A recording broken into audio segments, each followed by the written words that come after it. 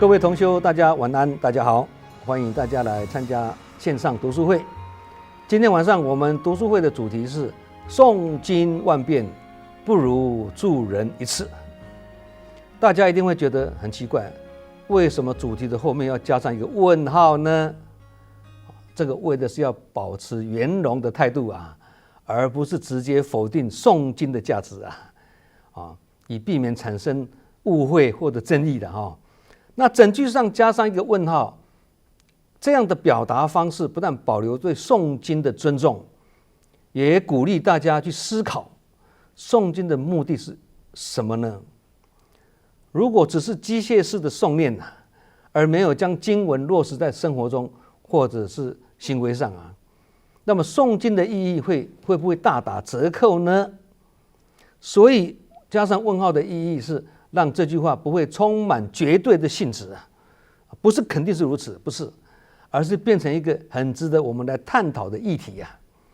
那这样子的表达方式对不同立场的人来说比较容易接受啦，也避免直接衝突这个是圆融沟通的一种技巧也同时尊重别人的想法因此今晚读书会的主题需要加上一个问号理由在此诵经万遍不如助人一次，这句话有一定的道理，但是不一定是绝对刚刚讲的这个要取决于看用什么角度去理解它的含义佛法重在实践如果只是一味的诵经却不去行善助人，那么诵经的功德只是停留在口头上，而未真正转化为行动，这样子的诵经就不够就近诵经固然是有功德但如果没有将经义落实在行动中这样不如真正的去助人一次还来得有意义啦。举例来说，一个流浪汉因为饥饿而向你求助如果你只是站在一旁我帮你诵经而没有提供食物给他，那对他来讲你的诵经完全没有实质的意义，你诵了老半天他还是很饥饿但如果相反的，你给他一顿温饱的菜饭，那这一顿菜饭的善行可能比诵经万遍更能解决他当下的困境同理有人生病的时候你为他诵经这可能会为他带来心理上的一个安慰嘛。但如果你化为行动，带他去医院看病协助他筹措医药费那这样子的实际行动才是真正帮助他康复的关键同样的道理，在路上你看到有人摔倒了，你没有去扶他起来，而是在旁边诵经祈求他平安，那这样就会让人感觉很奇怪对不对所以发生灾难的时候，我们家里供奉的那尊佛像他不会从佛座上走下来跑去灾区救灾要去灾区救灾还是要靠动员很多志工，让这些志工亲自深入苦难去闻声救苦，那这些人都是人间活菩萨也因此才说要求菩萨不如自己做菩萨意思是说要先自助才会有人助，自助又人助，最后才会有天助诵经是修行助人是修行诵经是内修，助人是外行这样内外兼修，有心也有行，就是心行平等学佛的目标诵经祈福虽然也算是一种心灵上的祝福但如果能实际走入暗角，走入灾区，伸出援手，这样对苦难的人或灾民的帮助一定会更直接有效。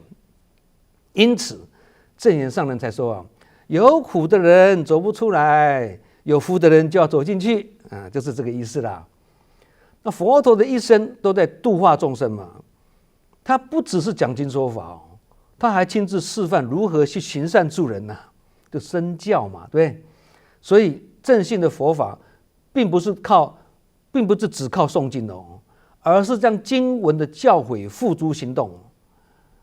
诵经如果能够让自己更慈悲、更有智慧，这样它也算是间接的在启发我们，让我们有意愿去帮助别人。如果是这样啦，那算来诵经也是有它的影响层面的哦。这个时候我们就不能说，哎呀，很武断的说诵经不好啊，或诵经不如助人呐，这样讲人家听不进去啊，很难认同啊。其实当我们在说诵经万遍不如助人一次的时候，也有可能会让人误以为只要助人一次就够了啦，不如助人一次一次就够了啊，这样就错解这句话的真实意啦。真正的慈悲心应该是恒常不断的啊，不会有时候慈悲，有时候不慈悲啊，有时候对这个人慈悲，对那个人不慈悲，不是这样，而是平常跟平等的。就像诵经也是一种长期修行一样啊，而不是只诵一次就做圆满啦。以前读书会我们有解释过，一善破千灾它的真正含义是，不是行善一次就可以破1000个灾，哪有这种一本万利的事情呢？它真正的意思是要累积跟持续无数的一善，关键时刻的一善才有可能破千灾啊。也就是当灾难或危机来临的时候呢，过去我们所累积的善缘或者善业，很可能会在关键时刻发挥它的作用哦。这些善行会转化为贵人相助，相信很多志工很多人呢都有这种感受嘛，在危急的时候，贵人相助，轻易的过关啊。所以不是单靠行善一次就能立即消除所有的灾难，没那么简单。有时候诵经本身也是一种助人的方式哦。例如为亡者诵经超度，为病人诵经祈福啊，这些都是帮助众生的一种方式嘛。所以诵经跟助人两个是不冲突的。然而，如果只是单纯的诵经而没有去助人那这样就很难做到真正的利益到众生了。因此，最理想的方式是什么？一边诵经修心，一边行经力行这样就是解行并重，依经入道这才是正信佛法的真实意义啊。诵经能不能辟邪呢？这个不是由经文来决定的，而是由诵念者的心来决定的。所以只是用嘴巴诵经也不一定消得了业障哦，要依经入道，以解导行，从实践过程中来勤耕福田，来修正自己的思想见解言行，这样又造福又启智，双管齐下，才会管用了，才消得了业障啊。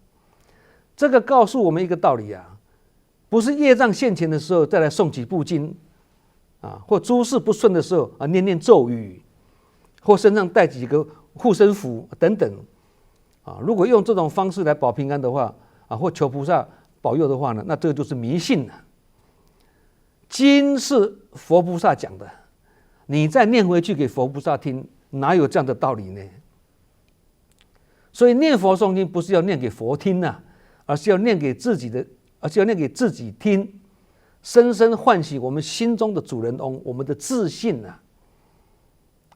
因此呢，诵持哪一部经都好啦，奉持者的这个心才是最关键的啦那佛菩萨是要我们去依教奉行把他讲的道理用在生活中实践出来那把他讲的经文化为行动，这个才是佛菩萨要求我们做的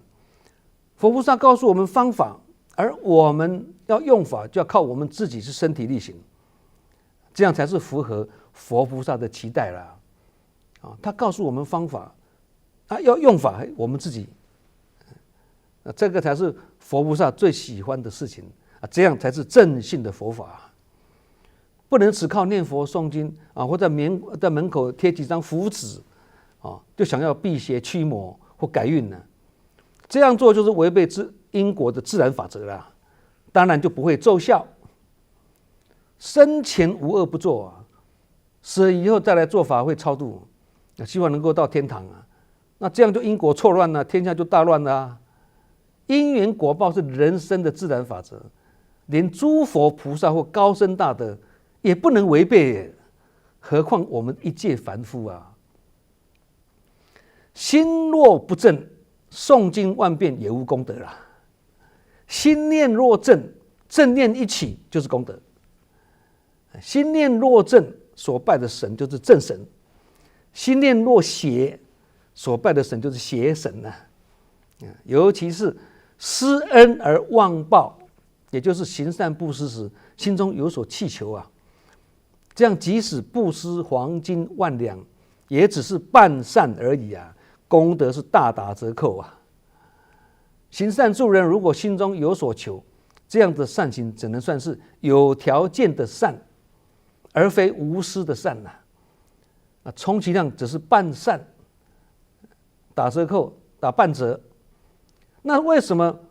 有所求的行善助人只能算是半善呢？因为行善布施的时候，你如果求福报、求回报、求别人赞叹，甚至希望获得名声跟地位，这样的布施呢，还是带有什么自我心中的执着啦，就不能算是圆满的善行了。因为你还有交易的心态啊，这不是真正的慈悲。不过话说回来啊，佛教并没有否定这种有所求的布施哦，佛教没有否定哦，因为即使带着目的去行善呢，仍然会对社会产生正面的影响哦，比完全不做善事好太多了啦，是吗？举例来说了哈，很多企业，尤其是大型企业啊，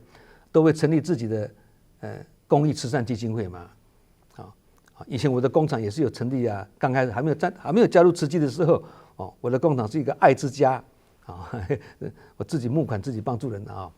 那很多慈善机构啊，不是很多那个大公司了哈，他们也会参与救灾、发放祭品跟赞助各项公益活动。虽然这个也是在提升自己的企业形象嘛，这个也是有目的的。我这样做就会提升我的企业形象嘛，但对社会却起了正面的影响啊，所以这个也是值得赞赏的。然而修行团体是更上一层楼嘛，就如《金刚经》所讲的嘛，因无所住而生其心啊。意思是说，真正的行善助人应该是不执着、不着相，纯粹就是为了利益众生啊。那这样的心态就是走入修行的领域，那这是另外一个层次了哈。总而言之呢，有所求的布施虽然不算圆满，但仍然是一种善行哦，比不做来得好哦。那可能有些人会有一些疑惑，就是诵经能否消灾解厄呢？诵念经文的时候，如果能让内心清净，有所彻悟啊，进而改变自己的言行呢，那这个有可能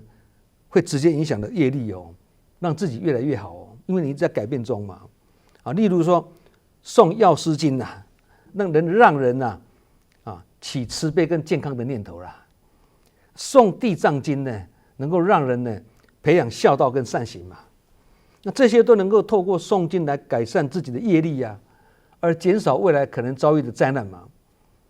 此外呢，在佛教的修行方式中啊，诵经可以回向功德给自己或众生啊，祈愿消灾解厄嘛。不过我们要注意一点啊，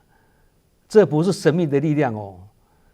因为佛法本身就不是神秘化跟庸俗化。神秘化就是谈怪力乱神呐，庸俗化就是什么求功德、求长寿、求平安、求智慧等等，不是这样子，这个就是庸俗化啦，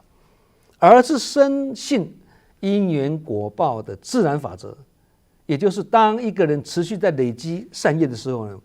过去的恶业可能因为我们新造了很多善业而怎么样重业轻报啊，这样就是命运改变的啊。例如有人诵地藏经后呢，感觉心灵变得很安定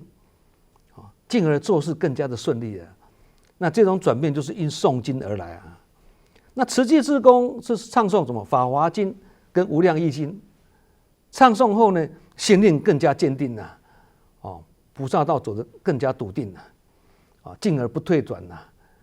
而且还能够难行能行了。那这个也是心念上的一种转变啊，也是经文所给的力量啊。然而慈济是行经的修行团体，强调依所唱诵的经文走入人群中去以事显理呀，而不是停留在诵经的领域里面呢。即便如此啦，行动是必须有行动的理论基础哦。要化为行动，也是要有行动的基础。那这个理论的基础是什么？菩萨道的基础嘛，《法华经》啊。那《法华经》的精髓就是什么？无量义经。总而言之啦，诵经不能直接改变外在的因果，但却能影响内在的信念呐。因为刚刚讲嘛，诵经是内修嘛，对。那真正能改变命运的是什么？诵经后的心念的转折、心念的改变，跟诵经后要持续精进跟忏悔的行动两个。如果一个人虽然有在诵经的，但却仍然在造业或不改变自己的习气啊，那这样你即使诵经万遍，命运也脱离不了业力的牵引呐。因此，诵经的作用是在用于什么？诵经过后改变心念、改变行为，而不是单纯的靠诵经就想改变外在的灾厄啊、消灾解厄啊，或靠诵经就想趋吉避凶，没那么简单呢，是有配套的。所以诵经要有正确的态度啊。如果希望诵经能带来消灾解厄或者趋吉避凶的效果，可以从下面4个具体行动来落实。第一，诚心诵念，理解经义啊。意思就是说，不只是口诵，而是用心去体会经文的智慧，让它成为生活的指南呐。第二，发愿行善，改变因果。诵经之外，还要广行布施啊，孝顺父母啊，利益众生啊，这样福报才能增长，恶业才能转化。第三，忏悔过去，调整行为啊。诵经时，因为一心很亲近嘛，诵经大家会很专注、很亲近嘛，对，所以这个时候容易产生什么忏悔之心啊，并发愿改正这样就是要怎么样转业消灾了啦。第四，回向功德，利益众生啊，不是为自己诵经，而是为众生这样的善业力量更大，心中才会更平安，因为没有私心。以上4个方法大家可以参考了简单讲啦，念佛如果只是为念而念，或诵经只是为诵而诵，也就是念佛的时候呢，口念弥陀，心散乱，念破喉咙也枉然呐。甚至呢一直在计算念了多少次或诵经的时候是机械式的唱诵这样佛号念得再多，经文诵得再多，也无法真正的消灾解厄了这样的道理我们都要很清楚诵经虽然也能培养定力，累积功德，但如果不去思考经文的含义，也就是只诵经或读经但不解经这样子的诵经就容易流于形式化了因此呢，不但要了解经文的含义，还需要在生活中去实践这样才能够以事显理嘛，也才能体悟诸佛妙理的。那在这整个过程呢，有个4个阶段。第一，诵经透过诵念经文，让佛法的智慧深植于心，也就是法入心的意思啦。第二，解经理解经文的义理而不是停留在文字上或口头上的唱诵而已第三，行持是将所理解的佛法应用在日常生活中，是透过实践来体验的。好，最后一个是印证，是透过时间的体验呢，回过头来验证佛法的道理。我这样子做是印证这样的道理好，那这样我们会理解更透彻好，以上这4个修炼的阶段跟过程呢，就是学佛的4个次第了。信解行证这4个，闻法才能信解啦，用法才能行证闻法是入经藏，用法是入人群他所强调的不只是停留在嘴巴的诵念哦，或嘴巴的读经哦，而也不只是在钻研佛理而已哦，而是身体力行的，让佛法成为生活的一部分呢，并把它提升为自度度他、自觉觉他、自利利他。简单讲就是弘法利生，去帮助人啊。那要去帮助人也是要有智慧啊，也要用对方法，否则好心做错事，变成弄巧成拙了就不好了啊。既然要用智慧去做好事，那智慧从哪里来啊？那学佛的人，大家应该都知道，深入经藏才会怎么智慧如海嘛。因为走入人群，为人群付出，这是一种慈悲；但是深入经藏去体解诸佛妙理，那是一种智慧啊。因此，慈悲要有智慧做后盾，才不会变成妇人之仁呐，也才不会变成烂好人呐。那这样讲起来，念佛诵经不能说不重要啊。然而，念佛诵经只是问路，行经才是走路，要走才会到目标啊。问路就是透过佛法来寻找解脱的方法。问路要怎么走啊？这个解脱的方法。那走路呢，是把佛法落实于生活中，只是问路而不走路，就好像只念佛诵经，但没有去行持，没有去行动，那这样智慧还是不会圆满的。因为问路跟走路都需要靠智慧啊，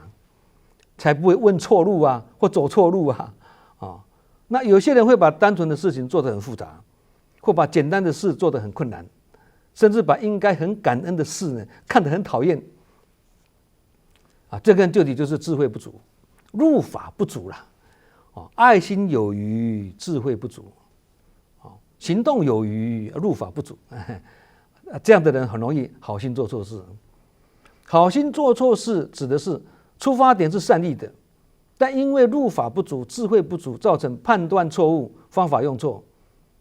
那这样就会变成反效果了嘛。举例来讲，大家一听就懂了。有些父母因为担心孩子受伤或吃苦，而过度干涉孩子的生活，不但帮孩子们解决所有的问题，也不让他做家事，或禁止孩子参加有挑战性的那种活动，结果呢，造成孩子缺乏独立思考跟解决问题的能力。这样就很容易让孩子在碰到问题的时候、困难的时候，没有能力去应对哦。这个就是好心做错事啊。有一次我要出差，我去桃园高铁站搭高铁要去高雄要去月台的时候，刚好碰到一位移工外劳移工来问我说要去新竹从哪里上车，我就不加思索的跟他讲说，你跟我同月台，我们从这边下去。两个人一下去以后，高铁刚好进站，我一上车发现我的位置有人坐拿车票出来比对，惨了，对方跟我说，先生，你搭错月台，这班是要北上的啦。我赶快跳下车，结果那位移工就被载往北的方向去了。这个时候我非常懊恼，哎呀，害那位移工，他已经不知道路才问我的嘛，结果我跟他讲错，哎呀，这也是好心做错事啊。还有朋友向你借钱你基于信任跟同情心的借钱给他，没想到对方因为经济问题无法偿还甚至开始逃避你了，最后不止钱要不回来连朋友关系也没有了这个也是好心做错事所以要帮助人也是要有智慧菩萨道的修行有时候是入人群易，入经藏难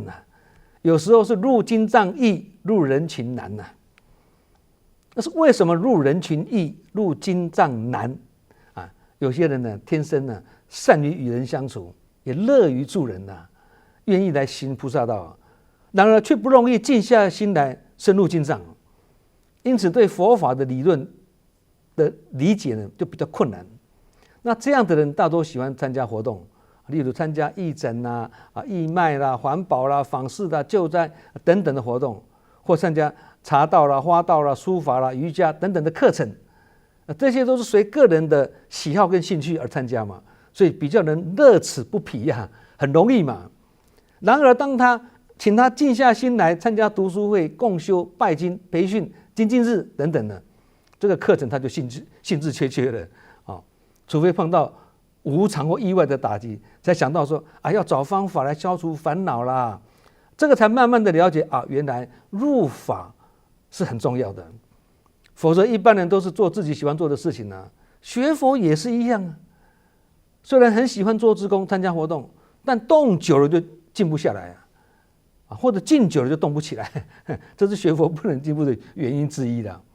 所以才说入人群易，入经藏难。那为什么又会入经藏易，入人群难呢？有些人呢天生好静喜欢思考或研读经典，因此对佛法的道理有相当的理解但是这类人呢，在人群中与人的互动却感到困难，甚至会害怕或不耐。尤其人群中都是凡夫嘛，人人就有习气而且每个人的教育程度、生活背景、个性习惯、看法观念等等都不尽相同也就是根基都不整齐那要凑在一起做事情，也是要面对不断的磨合对虽然磨来磨去，那不管是磨人的人或被磨的人，最后都是人脚磨成圆这个是学佛的必经过程也因此佛家才说嘛，菩萨道要难行能行。那人性的弱点之一就是有惰性，但只要能够下勉强的功夫恒持下去，守之不动，一旦能够超越跟突破，那都是道业增长了这就是心智成长的喜悦嘛所以入经藏易，入人群难，也是有它的道理那无论是入人群易，入经藏难，或者入经藏易，入人群难都是学佛过程中的一种现象难易动静进退来去生灭等等，都是正常的现象我们也不必执着于它只要依我们自己自身的状况跟条件呢，随时去做调整目标就是让智慧跟慈悲能够同时并进，这才是重中之重因为入人群就是慈悲嘛，入经藏就是智慧嘛，两个双轨并行才叫做悲智双运嘛。佛陀时代呢，佛陀讲经说法，弟子们会听经闻法，所以弟子们是入经藏易，入人群难。那为什么会这样子？因为佛陀时代的佛弟子们大多是声闻缘觉，都是在自我修行的那本质上是不入人群的为什么？因为怕在人群中被那些凡夫障碍或伤害毕竟都是凡夫嘛。此外呢，不入人群的其中一个原因是什么？佛教强调众生平等，那这个会挑战印度教的种姓制度佛弟子们担心一般民众会对他们产生敌意的，那佛陀时代的佛弟子们担心当地的民众会对他们产生敌意所以他们不敢入人群因为一般人还有种姓制度那佛教是众生平等嘛再加上佛陀时代的整个地球那时候才2亿多人口地广人稀加上交通不便，科技也不发达，很难走入人群去行菩萨道了。那虽然如此还是有菩萨倒驾慈航，化身为声闻缘觉或者菩萨来度众生的那这样子的菩萨当然敢入人群因为他不是普通人文殊师利菩萨跟维摩诘居士就是这样子嘛。文殊师利是以菩萨示现维摩诘居士是以居士身示现其实2个人都是成佛后再来人间的嘛。现在有很多高僧大德跟一些高僧，很可能他们也是成愿再来的佛菩萨甚至一些在家居士也有可能是这样子的所以我们才说礼敬诸佛嘛，对，人人都是佛现在不是佛，未来也是佛都有成佛的可能嘛。那文殊师利菩萨跟阿难尊者虽然都被奉称为智慧第一但是佛陀提醒阿难阿难你是声闻的多闻第一但不是菩萨界的多闻第一因为佛法浩瀚无边即使你用无限的时间来听也是听不完它的一切这句话是提醒阿难文殊师利菩萨才是菩萨界的智慧第一，阿难你只是声闻界的智慧第一，你们2个人境界不同了用棒球队来比喻，大家更清楚。同样都是一流的投手啊，文殊师利是球队的1军啊，阿难是2军啊。文殊师利菩萨是大联盟啊，阿难是在小联盟啊，程度还是差一截了哦。虽然都很高了，但是还是有差哦。佛陀这样讲阿难啊，阿难听了之后就说了：“哎呀，佛陀，你既然这样子讲，那以后我不敢称自己是多闻第一的，不敢讲了啦。”佛陀回答他了：“你也不必因为我这样讲，你就这样想啦，不要有这样退缩的心理啦。”啊，这是一段佛陀对阿难的教诲了。不但提醒他呢，人外有人，天外有天呐，更是提醒阿难呐，菩萨道上不能只是多闻哦，闻法之后还要入法，入法之后还要用法，用法之后还要对机，很多步骤啊，因为能够对机才是妙法，那不对机那只是方法啊，就如正言上人开示所说的啦，以闻法还要勤行道啊。以行道就不能慢慢来啊，否则还是无法度啊！所以这句开示告诉我们，不能只是欢喜做而已啊，必须用心精进的做啊，做多了，并将所做的拿来跟生活中的人与事印证，这样就是我们刚刚讲的信解行证啊，自然就会越做越有感觉啊。好，我们今晚读书会诵经万遍，不如助人一次，加一个问号。就讲到这里啊！祝福大家福慧双修，法喜充满。我们下周同一时间再见。那是生生世世